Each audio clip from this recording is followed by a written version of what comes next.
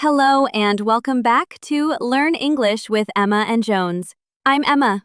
And I'm Jones. We are so glad you're joining us again.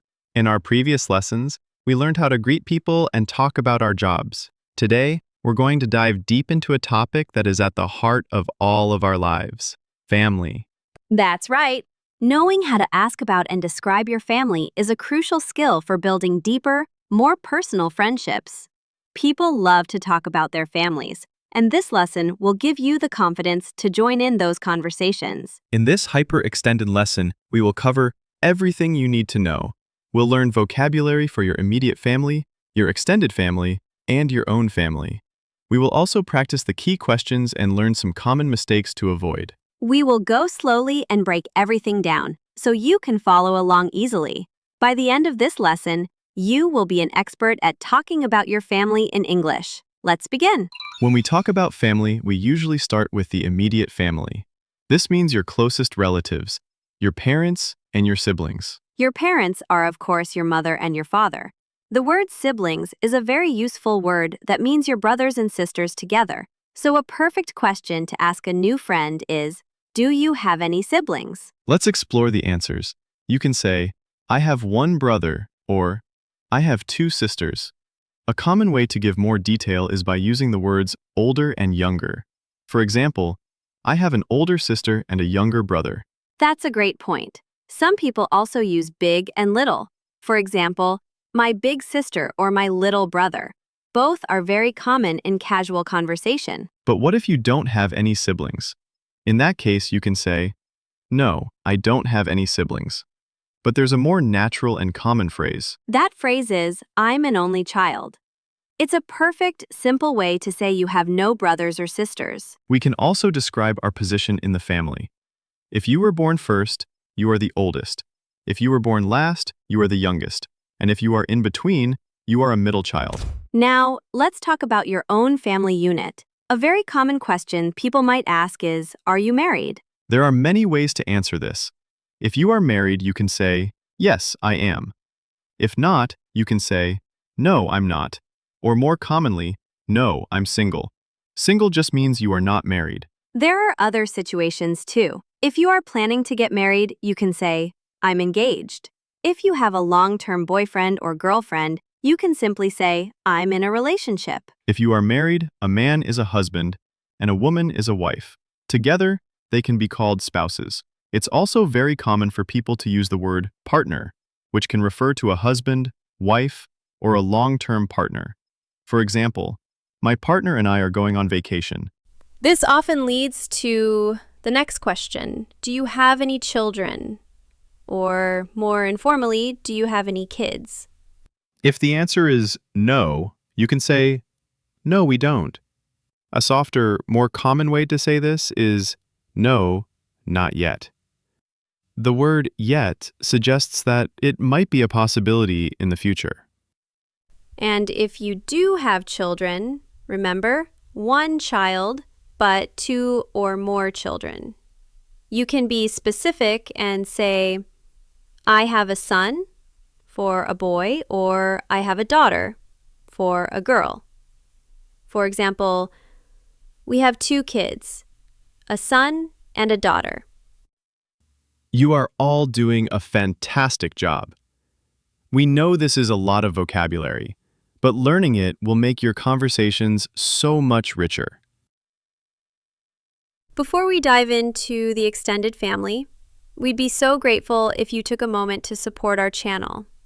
If these lessons are helping you feel more confident, please click the subscribe button. It is free, it helps our community grow, and it tells us you want more daily lessons like this one. Thank you for being here with us. Okay, let's expand our family tree.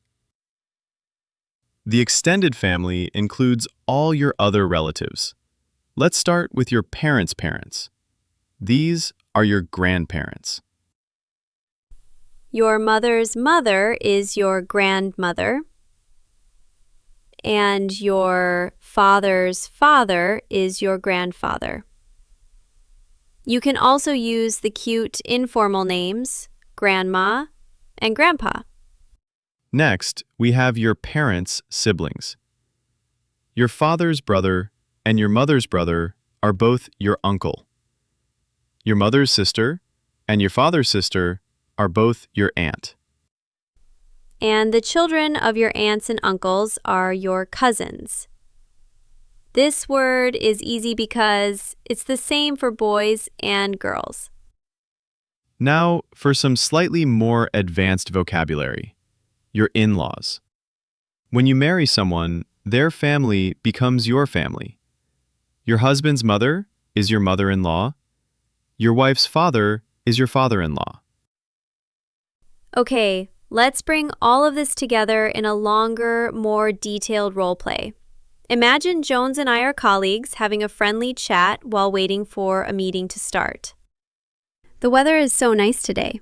It makes me think of my family. We used to always have picnics on sunny days.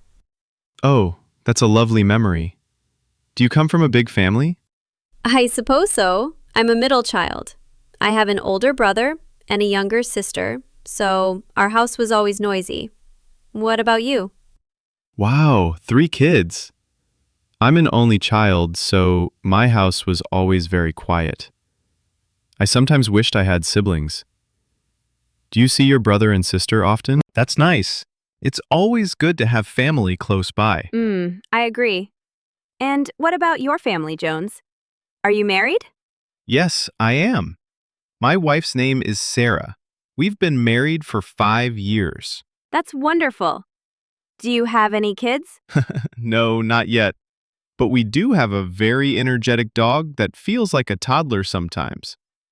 We also have a niece and a nephew from my wife's sister. We love spending time with them on the weekends. That sounds absolutely lovely. It seems you have a wonderful family. You have learned so much today. Let's do a quick quiz to review. I will ask a question and you can say the answer out loud. Ready? Question 1. What is the single word for your brothers and sisters together? The answer is siblings. Great job. Okay, my turn. Question 2. If you have no brothers or sisters, what is the common phrase you can use to describe yourself? You can say, I'm an only child. Perfect. You have done incredible work today. This was a very long and detailed lesson, and you followed along perfectly. You now have a rich vocabulary to talk about your immediate family, your partner, your children, and even your extended family. Remember, the goal of learning these words is to connect with people. Now you have the tools to do that. We encourage you to practice by building a few sentences to describe your own family. Say them out loud. The more you speak, the more confident you will become. Thank you for joining us for this lesson on Learn English with Emma and Jones. In our next episode, we'll cover a very fun topic: hobbies and free time. It's a great one, so be sure to subscribe so you don't miss it. Thank you for your amazing effort today. We are so happy to have you on this journey with us. Goodbye. Goodbye.